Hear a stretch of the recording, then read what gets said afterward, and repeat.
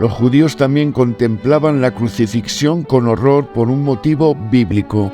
En el libro de Deuteronomio, en el capítulo 21, se señala: maldito por Dios es el colgado en un madero, literalmente árbol.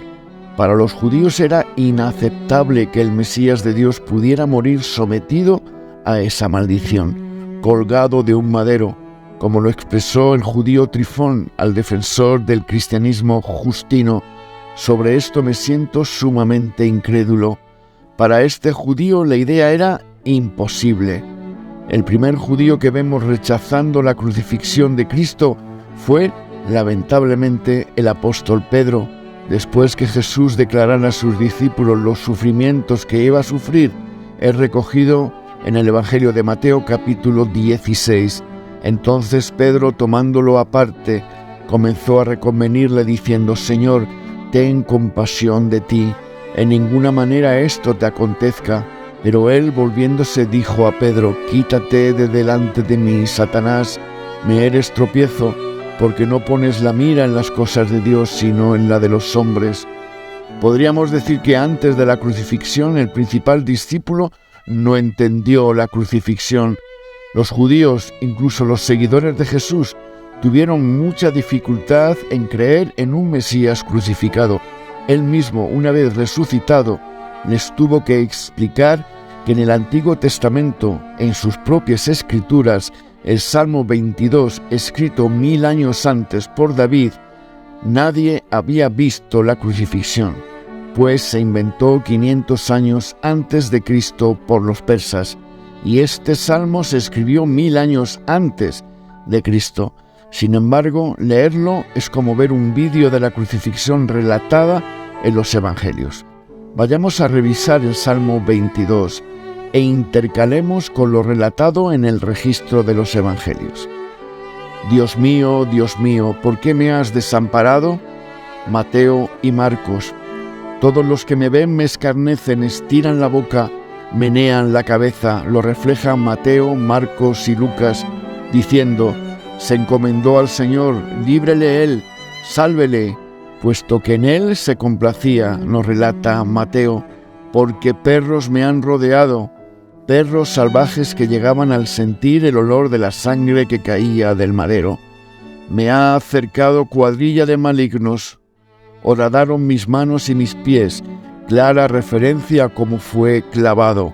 Contar puedo todos mis huesos, entre tanto ellos me miran y me observan.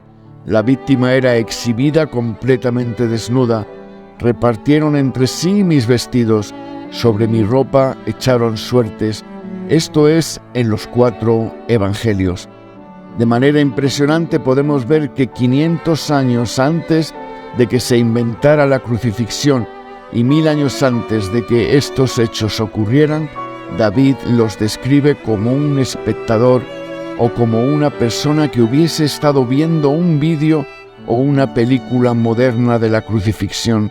Lo que estaba pasando era que Dios cumplía en plenitud la profecía escrita 1000 años antes.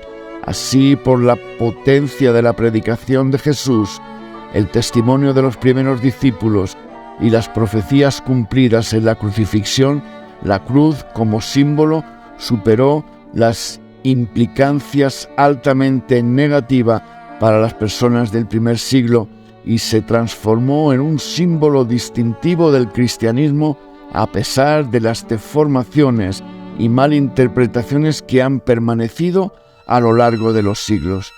Esto resulta extraordinario, pues los oponentes del cristianismo, ya fuesen de trasfondo romano, judío o ambos, no perdían oportunidad de ridiculizar el hecho de que el ungido de Dios y Salvador de la humanidad había terminado su vida sobre una cruz. La sola idea resultaba absurda. La imagen de la cruz se identificaba inmediatamente con el cristianismo, pero se trata de un símbolo que se extendió mucho después de la muerte de Cristo. La evolución de la simbología cristiana refleja la historia de esta fe y el profundo cambio de mentalidad que se dio en el mundo. La imagen de la cruz es identificada inmediatamente con el cristianismo, pero se trata de un símbolo que se extendió mucho después de la muerte de Jesús. Los cristianos podían haber elegido como emblema cristiano el pesebre donde fue puesto el niño Jesús cuando nació, o el banco de carpintero en el que trabajó siendo joven en Nazaret, dignificando así el trabajo manual. Podría haber sido el barco desde el cual enseñó a las multitudes en Galilea, o el paño que se usó para lavar los pies de los apóstoles, lo cual hubiera hablado de su espíritu de humildad en el servicio. También estaba la piedra que, al ser quitada de la entrada de la tumba de José, hubiera servido como símbolo para clamar su resurrección. Otra posibilidad era el trono, símbolo de la soberanía divina compartida por Jesús, tal como Juan había visto en una visión. También pudiera haber sido la paloma, símbolo del Espíritu Santo, enviado desde el cielo el día de Pentecostés. Cualquiera de estos símbolos hubiera resultado adecuado para señalar alguno de los aspectos del ministerio de Jesús. No obstante, el símbolo elegido fue una sencilla cruz. Sus dos varas ya constituían desde antiguo un símbolo cósmico del eje entre el cielo y la tierra.